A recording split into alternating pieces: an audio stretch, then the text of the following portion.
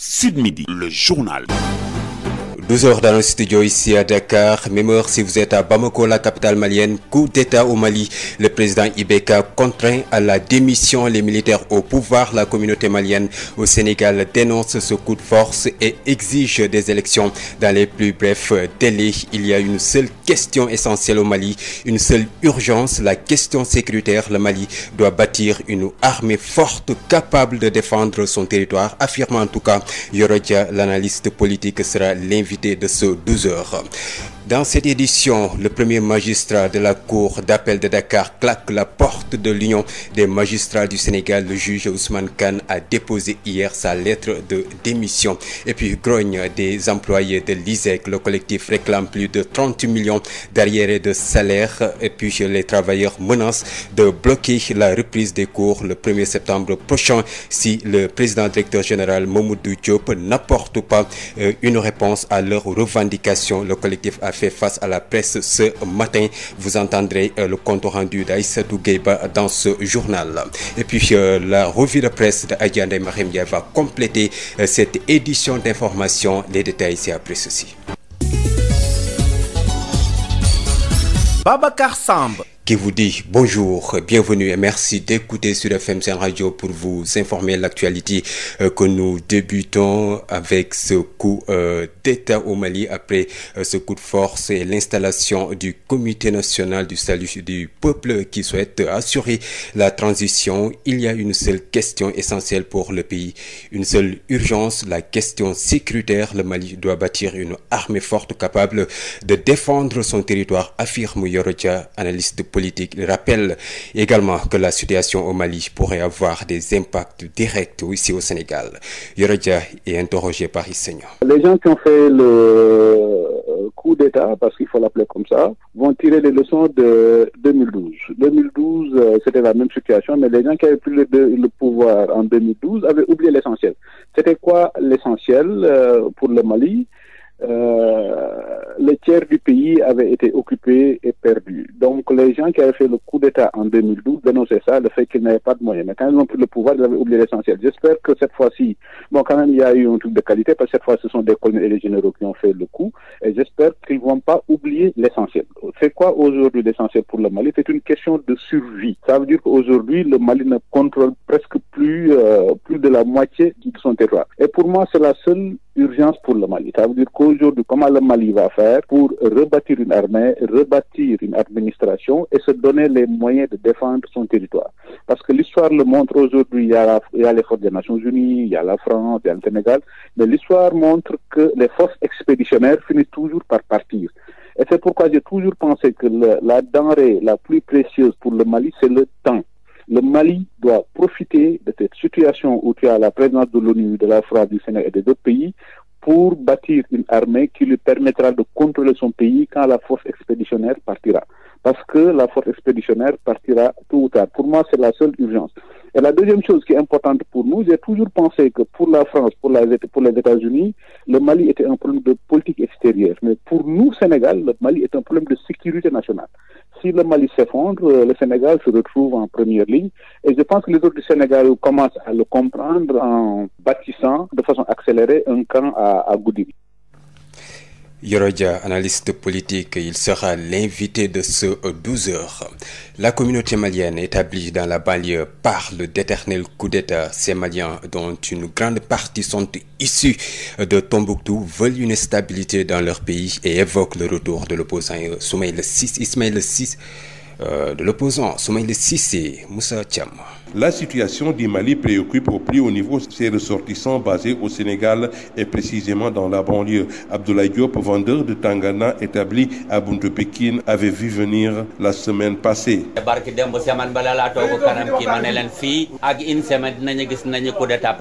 Un éternel recommencement avec les coups d'État, en n'en plus finir, s'indigne Ousmane Cissé, lui aussi vendeur de Tangana. Le coup d'État, premier coup d'État en 68, c'est le Modibo Keïta. C'est lui qui a pris indépendance au Mali. Première. En 91, Moussa Traoré, il a fait le coup d'État. En 2012, Amadou Toumani Touré. Vraiment, on est fatigué avec le coup d'État. Il faut que les Maliens, ce soir même, conscientisent pour qu'on sait que les pays là, c'est pour nous, c'est pas pour quelqu'un, c'est pas les Français. La communauté Sonra est communément appelée Koroboro, nord du Mali, précisément à Tombouctou. Ousmane Cissé fait partie de cette communauté. Il est difficile de se rendre chez eux sans pour autant croiser les coupeurs de route, alerte-t-il. Nous, on est peur trop parce que quand il y a quelque chose, on va prendre ça. Quand il y a bon moto, on prend. Bon véhicule, on prend. Les téléphones, on prend. Tout ce qu'on a mené chez nous, les gens, ils prennent ça. Et puis que les Kadhafi, les morts, jusqu'à maintenant, on est mal. Il faut que les gens sachent que les Maliens, là, on est fatigués quand même. Ces derniers veulent une stabilité dans leur pays et évoquent le retour du leader de l'opposition porté disparu il y a plus de 5 mois. On demandait une autorisation malienne avec les présidents Union africaine, Union européenne. Il faut qu'on ait qu'à soutenir notre pays parce que les pays, on est mal. Nous, on est là, on ne sait pas même qu'est-ce qu'on va faire. Parce que même notre grand leader même, demande c'est Soumaïla Cissé. Maintenant, on ne sait pas même il est où. Pendant 5 mois, on ne sait pas, il vit ou bien il est mort. Les gens, ils font que tout pour amener Soumaïla d'abord. Vraiment, on a besoin de Soumaïla. Pour sa part, Abdoulaye Diop n'accorde aucun espoir avec la prise du pouvoir par les militaires. Les militaires peuvent confisquer le pouvoir, s'inquiète-t-il. Ce dernier estime qu'il fallait laisser le président Ibeka finir son mandat pour ne pas un peu perturber le jeu démocratique.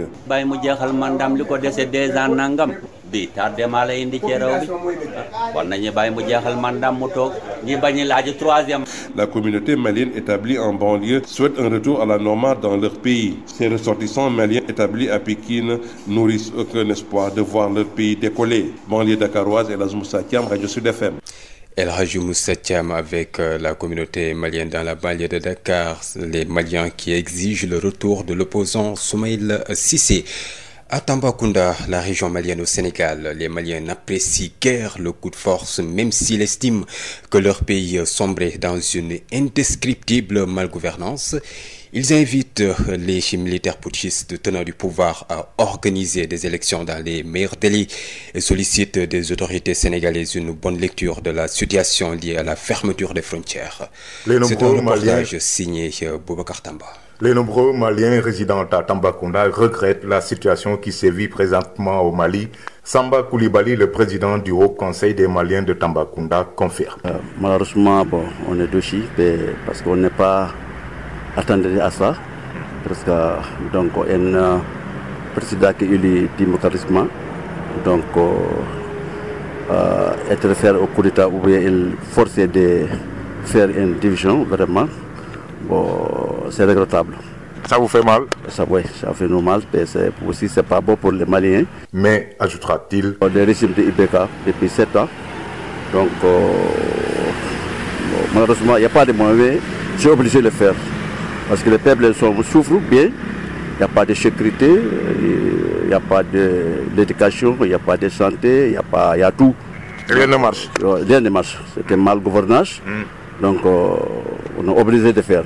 On est obligé, mais sinon, ça ne va pas. C'est pas bon. Pour les Maliens de Tambacounda, il faut restituer le pouvoir aux civils. Samba Coulibaly. Rapidement organiser les zones, remettre au pouvoir aux civils. Okay. C'est ça quoi. De l'avis des Maliens de Tambacounda, l'isolement du pays par la CEDEAO n'est pas une bonne alternative. Mais c'était vu les figures des drapeaux des Maliens et du Sénégal, parce que c'est la même couleur. Bon, donc, surtout coopération entre Mali et Sénégal. Bon, toutes les nécessaires, surtout les nécessaires de Mali, ça passe par là. Donc, aussi encore, Mali et Sénégal aussi encore. Donc, il est intéressé à Mali est intéressé au Sénégal. Pour fermer les frontières, ça ne va pas. Boubacar Tamba, Tambacounda, Sud-Afrique. Boubacar Tamba, Bamako, la capitale malienne, après la démission forcée du président Ibeka. Les populations réagissent. La nouvelle diversement appréciée, mais l'espoir demeure chez certains. Souri Ibrahim Maïga est allé à leur rencontre. Démission du président Ibeka, annonce de la mise en place future d'une transition civile, instauration d'un couvre-feu, continuité des relations avec les partenaires internationaux, le Mali désormais face à son destin. Les Maliens accueillent la nouvelle de façon diverse. Ce nouveau départ, certes normal, sera difficile selon ce agent commercial. Pour moi, je pense que c'est pas du tout facile d'abord pour le moment et le début parce que tous les partenaires, je pense que la CEDEAO, que ce soit les communautés internationales, qui ferme les portes contre le Mali concernant ces coups d'État, parce que je pense que c'est un coup d'État. Donc du coup, pour le début, c'est pas du tout facile. Mais je pense que pour Ibeka aussi, Ibeka il n'était pas du tout un président adéquat, parce que c'était un président qui n'était pas autoritaire, qui n'était pas responsable, je peux dire, pour diriger ce pays, parce qu'il avait failli vraiment à toutes ses missions. Yassa Diabaté manifeste sa joie après la nouvelle et formule ses prières pour un bon nouveau président. Je suis très content du départ d'Ibeka, mais nous demandons à Dieu de nous choisir un bon président à la destinée du Mali. Youssouf Djiré, quant à lui, appelle à l'unisson toutes les forces vives de la nation. Débat dont Djamana est la situation taboulomaï. Tout le monde est conscient de la situation du pays. J'appelle à l'unisson les religieux, la société civile et tous les Maliens à trouver les voies et moyens pour sortir de cette impasse.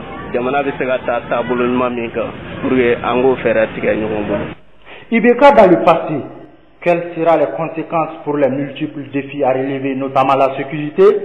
Beaucoup de Bamakois s'interrogent. Sori Ibrahim Maïga, Bamako, Sud FM. Sori Ibrahim Maïga depuis Bamako, la capitale malienne. Après le renversement d'Ibrahim Boubacar Keïta, forcé à démissionner à la tête de l'État malien, les militaires putschistes ont justifié le coup d'État opéré hier mardi.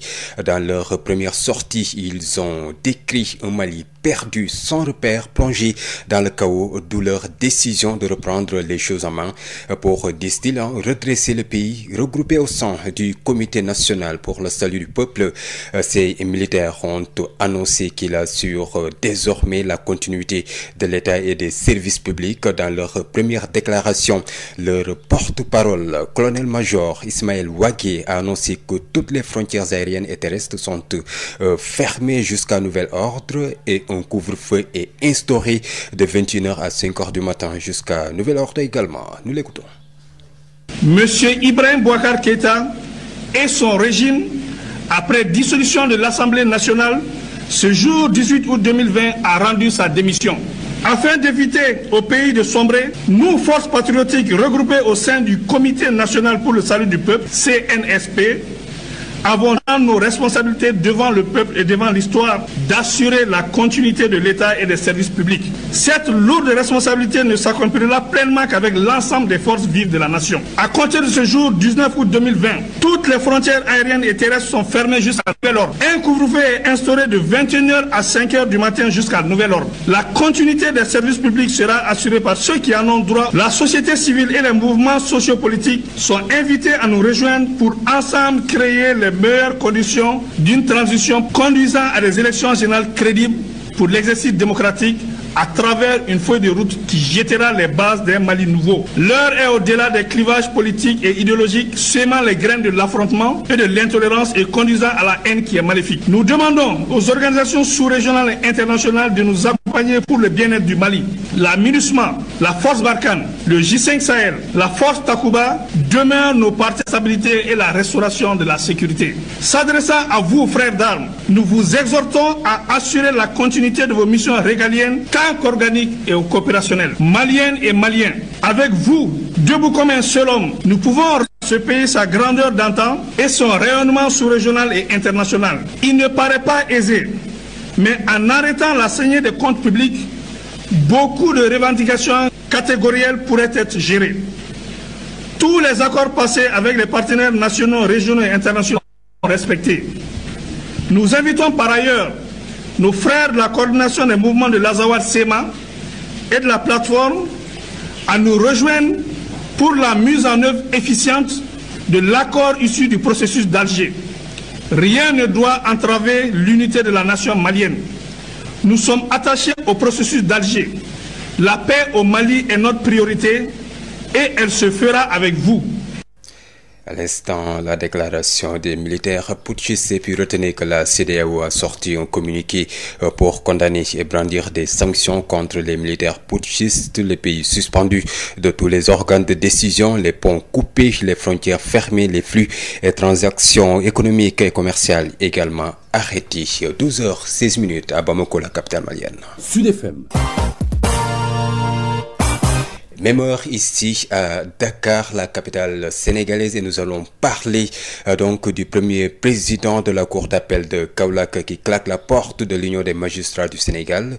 Le juge Ousmane Kane a déposé hier sa lettre de démission. Je cite, l'affectation controversée de notre collègue Ngor Diop a été l'occasion pour des magistrats insulteurs de leurs ennemis de la hiérarchie de reprendre du service. Au-delà de l'impolitesse inacceptable dont certains collègues ont fait montre dans les échanges à la suite du communiqué de l'UMS, c'est la gratuité des attaques et le silence du bureau qui sont insoutenables. Le juge de préciser plus loin que le problème du magistrat Ngor Diop, si l'information donnée par le bureau est avérée, ne saurait se réduire à sa seule personne. C'est plutôt le système qui l'aurait permis qu'il faut corriger, à savoir le pouvoir discrétionnaire du ministre de la Justice dans la gestion de la carrière du magistrat qui lui permet d'affecter un magistrat pour le sanctionner ou lui octroyer une promotion indue. Le combat pour le changement du système ne sera pas gagné par l'Union des magistrats du Sénégal, seul encore moins par des invectives à l'endroit des magistrats de la hiérarchie qui ne sont pas eux-mêmes à l'abri d'abus de ce système dont j'ai été moi-même victime en 1994. En ce qui me concerne, ne pouvant plus supporter ces insultes, je vous présente ma démission de l'UMS. Fin de citation, lit-on dans sa lettre de démission déposée hier mardi sur la table de l'Union des magistrats du Sénégal. Rappelons que le juge Ousmane Kane lui-même, c'est lui-même qui avait envoyé une demande d'explication et une mise en demeure au secrétaire général du SYTJUST, Aya Boun Malick Diop, pour abandon de poste. Saisie d'une centaine de kilogrammes de chanvre indien à Mayofara, c'est dans l'est du département de Goudomp. Dans la nuit du 17 au 18 août, la drogue a été convoyée par 4 individus. L'un d'eux a été interpellé et placé en garde à vue. La brigade régionale des stupéfiants de Sédhiou, qui a réalisé cet important coup de filet, réaffirme son engagement à démanteler cette plaque tournante du trafic international de drogue entre la Gambie et la Guinée-Bissau via le Sénégal, nous dit Moussa Dramé. Cette saisie remonte à la nuit du lundi à mardi aux environs de 3h du matin au village de Moyafara dans la commune de Kolibantan, dans le nord-est du département de Goudomp. Les agents de la brigade régionale des stupéfiants de Sédhiou y ont organisé des planques pour appréhender des trafiquants qui ont fini d'en faire leur zone de transit. La première opération a permis d'interpeller 2 sujets à bord d'une moto cylindrée avec 55 kg de chanvre indien. L'obscurité aidant, les 2 hommes ont réussi à se fondre dans la nature, laissant derrière l'engin et le produit. Une demi-heure plus tard, les hommes de la brigade des stupéfiants de Sédhiou arrêtent 2 autres individus à bord d'une moto cylindrée avec 55 kg de l'herbe prohibée. L'un d'eux se dérobe dans la forêt, mais le second qui conduisait la moto est très vite appréhendé. Il s'agit d'un ressortissant bissau-guinéen âgé de 27 ans, présentement en garde à vue. Il déclare s'être approvisionné en Gambie et faisait route pour Bissau, la capitale de la Guinée, ce qui porte à 100 kg le cumul de la saisie de cette soirée-là. La valeur marchande peut dépasser les 6 millions en fonction des marchés, dit-on, a rappelé enfin que ce trafic international des stupéfiants se développe entre la Gambie et la Guinée-Bissau avec un transit à l'intérieur du Sénégal. Bien d'autres saisies avaient été opérées dans cette même zone du Pakao et les agents de l'Office central pour la répression du trafic illicite des stupéfiants occultistes n'entendent point leur céder une marge de manœuvre. Moussa Dramé, Sédhiou, Sud FM. Moussa Dramé, parlons tout à fait autre chose. Le collectif des employés de l'ISEC réclame plus de 30 millions d'arriérés de salaire. Il dénonce aussi l'absence de contrat de travail après 4 années au service de l'établissement d'enseignement supérieur. Le collectif compte saisir les juridictions compétentes. Un pool d'avocats va porter le dossier devant les cours et tribunaux. Les travailleurs menacent de bloquer la reprise des cours le 1er septembre prochain si le président directeur général Mamadou Diop n'apporte pas une réponse à leurs revendications. Le collectif a fait face à la presse ce matin. Aïssatou Gueba. Un rassemblement pour réclamé plus de 30 millions d'arriérés de salaire perturbés par les agents de sécurité.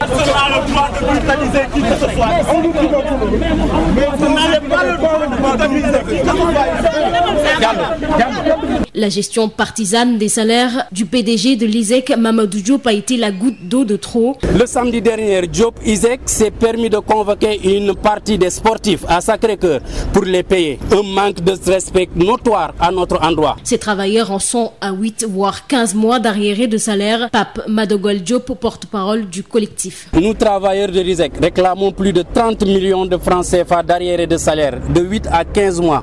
Nous dénonçons l'absence de contrat de travail après 4 ans et plus de durs et loyaux services rendus à l'ISEC à son président directeur général Mamadou Diop.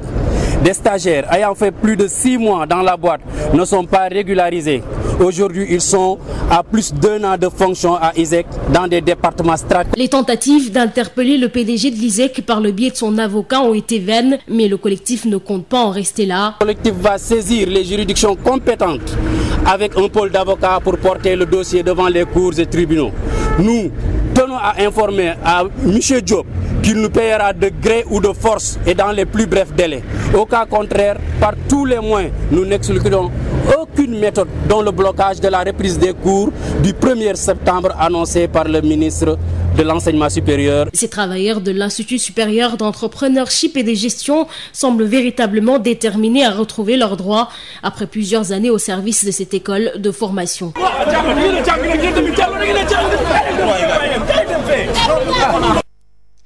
Compte rendu signé Aïssatou Gueba. Et puis les établissements privés d'enseignement supérieur du Sénégal attendent toujours de l'État le paiement du reliquat pour l'année académique 2018-2019. Ces établissements ont déjà reçu une avance de 50%. Plus les subventions dans le cadre de la Covid-19 concernant les enseignements en ligne. Ils se déroulent bien dans l'ensemble à part quelques difficultés selon le porte-parole du cadre unitaire des organisations des établissements privés d'enseignement supérieur du Sénégal. Daoud Diop, il se nomme. Il est joint par Mame Diarra Da Silva. Pour la prise en charge des étudiants orientés par l'État pour l'année académique 2018-2019. Donc pour l'essentiel et pour tous les établissements concernés, disons, il y a des avances de 50% qui ont été payées aux établissements. Je dis bien pour l'année académique 2018-2019. Maintenant, parallèlement à ça, il y a des subventions aussi que l'État a accordées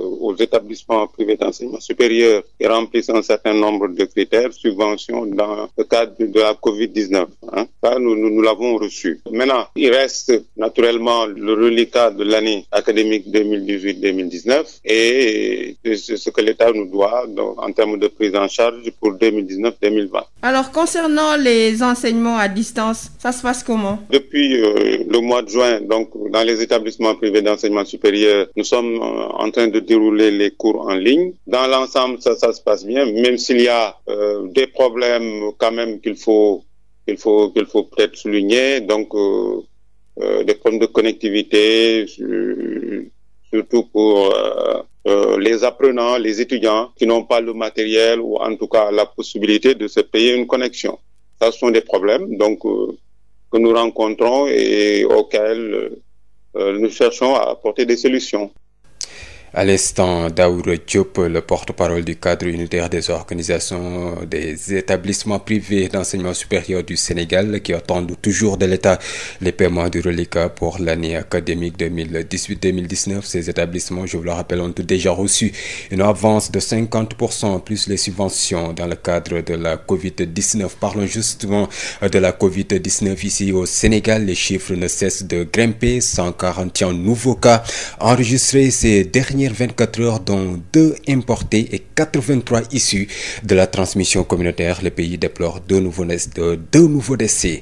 Docteur El Hadj Mamadou Ndiaye, directeur de la prévention, que nous écoutons. Sur 1463 tests réalisés, 141 sont revenus positifs, soit un taux de positivité de 9,64%. Les cas positifs sont répartis comme suit. 58 cas contacts suivis par nos services et 83 cas issus de la transmission communautaire répartis entre les communes ou quartiers suivants. Kolda en a 10, Ziguinchor en a 10, Kédougou en a 9, Kaolack 5, Guédiawaye 4, Saint-Louis 4, Thiès 4, Tivaouane 4, Popenguine 3, Diouloulou 2, Les Maristes 2, Ouest Foire 2, Richard Toll 2, Rufisque 2, Sacré-Cœur 2, Touba 2, Yeumbeul 2, Bounkiling 1, Guinguinéo 1, Liberté 5 1, Liberté 6 1, Mbao 1, Mbour 1, Médina 1, Mermoz 1, Ndofane 1, Ngor 1, Ouakam 1, Parcelles Assainies 1, Point E 1 et Yoff 1. 110 patients hospitalisés ont été contrôlés négatifs et déclarés guéris.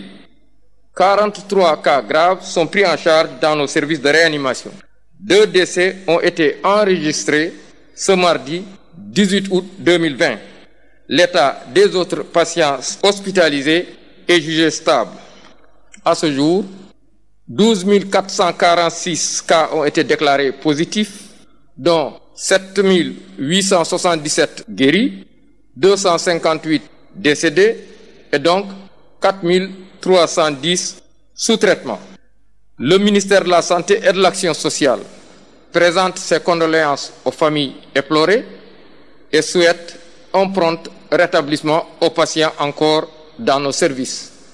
Le ministère de la Santé et de l'Action sociale recommande aux populations le respect strict des mesures de prévention individuelle et collective qui impliquent entre autres le port obligatoire et correct du masque bien ajusté couvrant la bouche et le nez. Je vous remercie de votre attention.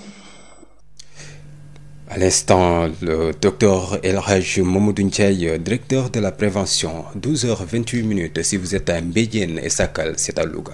Sud FM. À Louga, plus de 12 000 hectares de cultures ont été dévastés par des chenilles et des insectes, obligeant ainsi les producteurs à des ressemis. 4 unités de la DPV sont sur place pour lutter contre les prédateurs. Lamine Guissaman. À Khanda, dans l'arrondissement de Mbédiène, département de Louga, plusieurs champs ont été la proie de prédateurs. En pleine période de floraison, les cultures en général, le niébé en particulier, ont été sérieusement endommagées par des chenilles et des insectes. Sayer Sek, cultivateur, par ailleurs chef du village de Khanda. Au début, c'était des papillons qui se mettaient à pondre dans les champs. Après l'éclosion, ça a donné les chenilles. C'est là que l'attaque a commencé et bonjour les dégâts. Les chenilles ont commencé à manger les niébés et l'arachide, mais les insectes attaquent surtout les niébés. Vous l'avez constaté vous-même. Très inquiets, ces cultivateurs font face à des risques de ressemis, synonyme de dépenses supplémentaires et non prévues. Sayar Sek.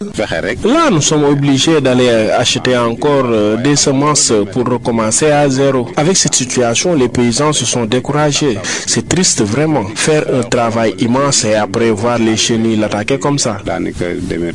Khanda partage la même situation avec les arrondissements de Koki et de Sakal. Au total, près de 12 000 hectares sont infectés dans le département de Louga. À en croire le chef de service départemental de l'agriculture, 4 unités de la direction de la protection des végétaux sont prépositionnées dans les 4 circonscriptions administratives pour vaincre ces ennemis des cultures. Lamine Saman Louga, Sud FM. La page sport, c'est avec vous, Odile Minklan, bonjour. Bonjour Babacar, Ligue des champions, l'affiche de la finale sera connue ce soir à l'issue du match qui va opposer l'Olympique lyonnais au Bayern Munich. Le coup d'envoi est prévu à 19h GMT, une demi-finale sur toutes les lèvres. La majorité des passionnés de foot donne le Bayern Munich favori, mais attention à l'Olympique lyonnais qui peut faire la surprise. Réaction dans ce micro-trottoir. Que j'ai vu la machine de guerre que le Bayern a actuellement. Donc je sais que ça va être très difficile pour l'Olympique lyonnais de s'en sortir quand même. Donc je ne pense pas qu'ils aient une chance de s'en sortir. Donc je pense que ça va être un match quand même facile pour le FC Bayern. Ce sera comme tous les autres matchs qu'on a eu à vivre ces temps-ci. Hein. Bon, beaucoup de gens donnent vachement favori le Bayern de Munich, mais moi je vois contrairement les choses. Hein. Ouais, pour moi, un match de demi-finale, c'est un match très très ouvert et qui sera très très disputé d'ailleurs. J'ai peur qu'il y ait une surprise, hein, que Lyon batte même le Bayern, que Lyon élimine le Bayern. Ouais, j'ai bon espoir.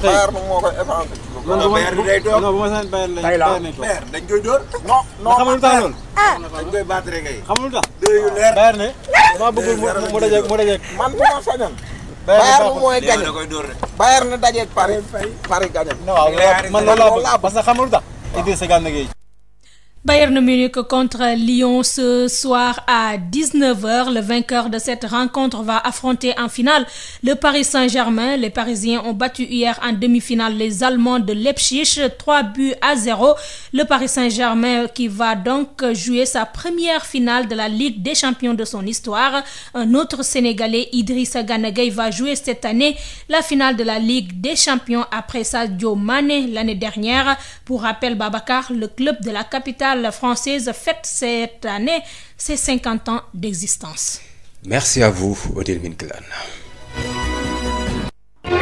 Sud FM, l'invité du jour. Il s'agit de l'analyste politique Yoro Dia. Il est avec Issegna.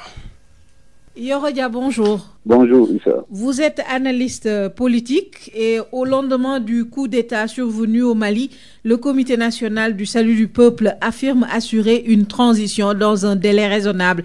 Est-ce que la situation augure de lendemain stable au Mali? Et je pense que les gens qui ont fait le coup d'État, parce qu'il faut l'appeler comme ça, vont tirer les leçons de 2012. 2012, c'était la même situation, mais les gens qui avaient pris le pouvoir en 2012 avaient oublié l'essentiel. C'était quoi l'essentiel pour le Mali? Le tiers du pays avait été occupé et perdu. Donc les gens qui avaient fait le coup d'État en 2012 dénonçaient ça, le fait qu'ils n'avaient pas de moyens. Mais quand ils ont pris le pouvoir, ils avaient oublié l'essentiel. J'espère que cette fois-ci, bon quand même il y a eu un truc de qualité, parce que cette fois ce sont des colonels et des généraux qui ont fait le coup, et j'espère qu'ils vont pas oublier l'essentiel. C'est quoi aujourd'hui l'essentiel pour le Mali? C'est une question de survie. Ça veut dire qu'aujourd'hui le Mali ne contrôle presque plus de la moitié de son territoire. Et pour moi c'est la seule urgence pour le Mali. Ça veut dire qu'aujourd'hui, comment le Mali va faire pour rebâtir une armée, rebâtir une administration et se donner les moyens de défendre son territoire. Parce que l'histoire le montre aujourd'hui, il y a les forces des Nations Unies, il y a la France, il y a le Sénégal, mais l'histoire montre que les forces expéditionnaires finissent toujours par partir. Et c'est pourquoi j'ai toujours pensé que la denrée la plus précieuse pour le Mali, c'est le temps. Le Mali doit profiter de cette situation où tu as la présence de l'ONU, de la France, du Sénégal et des autres pays pour bâtir une armée qui lui permettra de contrôler son pays quand la force expéditionnaire partira. Parce que la force expéditionnaire partira tôt ou tard. Pour moi, c'est la seule urgence. Et la deuxième chose qui est importante pour nous, j'ai toujours pensé que pour la France, pour les États-Unis, le Mali était un problème de politique extérieure. Mais pour nous, Sénégal, le Mali est un problème de sécurité nationale. Si le Mali s'effondre, le Sénégal se retrouve en première ligne. Et je pense que les autres du Sénégal commencent à le comprendre en bâtissant de façon accélérée un camp à Goudiri. Et justement, aujourd'hui, avec ce coup d'État, on sent que la communauté internationale a condamné, mais elle est surtout inquiète à cause de la question sécuritaire liée aux groupes djihadistes dans la zone. Est-ce que ce coup d'État va favoriser donc l'effondrement des efforts dans cette lutte? Non, mais je pense que si le coup d'État peut être à l'origine d'un choc psychologique, si le coup d'État peut être à l'origine d'un sursaut d'orgueil, comme disent les témoins de Jéhovah, si le coup d'État permet aux Maliens, comme disent les témoins de Jéhovah, réveillez-vous. Il faut que les Maliens se réveillent et comprennent qu'un pays ne peut pas sous-traiter sa sécurité. Un pays ne peut pas sous-traiter sa sécurité. Nous, on a eu des problèmes de sécession en Casamance. Le Sénégal s'est donné les moyens de régler le problème. Un pays ne peut pas compter sur l'intangibilité des frontières et de la colonisation, parce que quand les Érythréens ont gagné la guerre, ils ont créé l'Érythrée. Au Soudan du Sud, le Soudan a été divisé en deux parties. Il y a le Soudan du Sud et le Soudan du Nord. L'intégrité du Mali dépend des efforts des Maliens et surtout de l'armée malienne. Et ça ne dépend pas de la France, ça ne dépend pas du Sénégal. Donc il faut que les Maliens soient conscients de ça et puis se ressaisissent et essaient de bâtir pour une armée. En 2012, la tension djihadiste, c'était à Kidal. Mais aujourd'hui, quand vous voyez la carte du Mali, aujourd'hui, la tension djihadiste est arrivée jusqu'au Nioro du Sahel. Donc ça veut dire que depuis 2012, c'est pourquoi j'ai toujours pensé qu'à la limite, IBK n'avait pas le sens de l'histoire. IBK n'avait pas le sens de l'histoire. La seule urgence pour IBK, c'était la question sécuritaire. Il avait été élu en 2012 pour la question sécuritaire. Il avait été élu à la tête d'un pays qui a failli disparaître sans l'intervention étrangère. Et quand vous héritez d'un pays qui a failli disparaître sans l'intervention française, après 7 ans de pouvoir, un premier mandat et un deuxième mandat, et que la question sécuritaire continue de se détériorer et de s'aggraver, et c'est pourquoi j'ai toujours pensé que puis le Mali a perdu 7 ans. Et 7 ans qui ont, peut-être les 7 ans qui sont les plus importants de son histoire. Parce qu'aujourd'hui, le Mali doit rebâtir en urgence une armée qui lui permettra de tenir dans une situation qui devient de plus en plus compliquée et qui devient de plus en plus difficile. Le coup d'État intervient alors que le M5 était engagé dans une contestation grandissante. Quelle attitude de ce mouvement aujourd'hui? Le M5 a beaucoup fragilisé IBK. Ça, il faut le dire. Le M5 a beaucoup fragilisé IBK. Si les militaires ont osé franchir le Rubicon pour faire la mutinerie et le coup d'État, parce que c'est des militaires, c'est des gens qui font de l'analyse de rapport de force, parce qu'ils ont compris que IBK n'avait jamais été aussi fragile. Donc c'est le M5 qui a mis IBK à genoux et le coup d'État est venu parachever le projet, ce qui fait que le M5 a une légitimité indéniable. L'urgence pour les militaires qui ont fait le coup d'État, comme ils l'ont dit, c'est d'organiser les élections générales dans les délais raisonnables. Maintenant, il faut que ces gens-là aussi disent c'est quoi les délais raisonnables. Un délai raisonnable pour organiser des élections, c'est pas 5 ans, c'est pas... Voilà. L'urgence au Mali, comme j'ai toujours dit, la division à Bamako, les crises politiques à Bamako, les crises politiciennes à Bamako ne font que profiter aux djihadistes. Et depuis qu'il y a eu toute cette histoire du G5 Sahel, vous n'entendez pas les djihadistes, vous n'entendez plus d'attaques. Parce que ces gens-là se disent qu'à Bamako, les gens s'affaiblissent mutuellement. Et quand les gens s'affaiblissent mutuellement, nous, ça permet aux djihadistes d'être beaucoup plus forts. Donc il faut rapidement que les gens qui ont fait le coup d'État fassent une transition et organisent des élections pour que le Mali ait un nouveau pouvoir légitime qui n'oubliera pas l'objectif essentiel, c'est la survie du Mali. La disparition du Mali n'est pas aujourd'hui une vue de l'esprit. Ça veut dire que c'est une hypothèse que les gens devraient commencer à envisager. Maintenant, ça ne dépend pas de la France, ça ne dépend pas du Sénégal, ça ne dépend pas de l'ONU, ça dépend de la volonté des Maliens et ça dépend aussi de leur sens des responsabilités, à dire que comme tout le monde, comme tous les pays sérieux, il faut qu'on se donne les moyens d'avoir une armée capable de défendre notre territoire. Si le Mali n'a ça, le Mali risque de tout perdre. Yoro Dia, je vous remercie. C'est moi qui vous remercie. Je rappelle que vous êtes analyste politique. Babacar Samb. C'est la fin de cette édition d'information. À partir de 13h, vous aurez El Hadji Molo Faye pour le journal Wolof. D'ici là, portez-vous bien.